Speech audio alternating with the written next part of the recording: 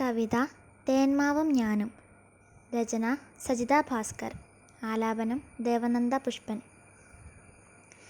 പണ്ടൊരു കാലമെൻ മുറ്റത്തിൻ കോണിലൊരു കൊച്ചുമാവ് വളർന്നിരുന്നു. വെള്ളമൊഴിച്ചു കൊടുത്തു ദിനം പ്രതി തൊട്ടു തലോടി ഞാനോ മനിച്ചു. കാലം കടക്കെ അവൻ വളർന്നങ്ങനെ വലിയൊരു മാവായി പരിണമിച്ചു. ആരും കൊതിക്കുന്ന തേൻ കനി പാകമായി കുട്ടികളോടിയടുത്തുകൂടി. അമ്മക്കിളികളും അണ്ണാരക്കണ്ണനും കൂടുവച്ചങ്ങനെ ഉല്ലസിച്ചു.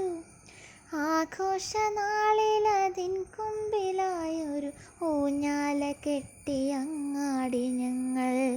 കാലം കടന്നുപോയി വീട് പുതുക്കണം, ഒത്ത തടി വേണമെന്ന് ചിലർ.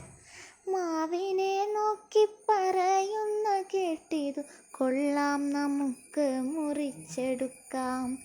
വീട് പുതുക്കി പണിതാലുടനെൻ്റെ മാംഗല്യമെന്നു പറഞ്ഞിരുന്നു.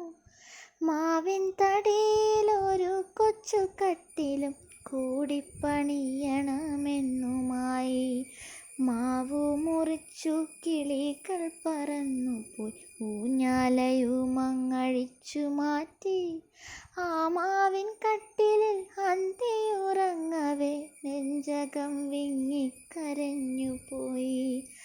ആ മാവിൻ കട്ടിലിൽ അന്തിയുറങ്ങവേ നെഞ്ചകം വിങ്ങിക്കരഞ്ഞുപോയി.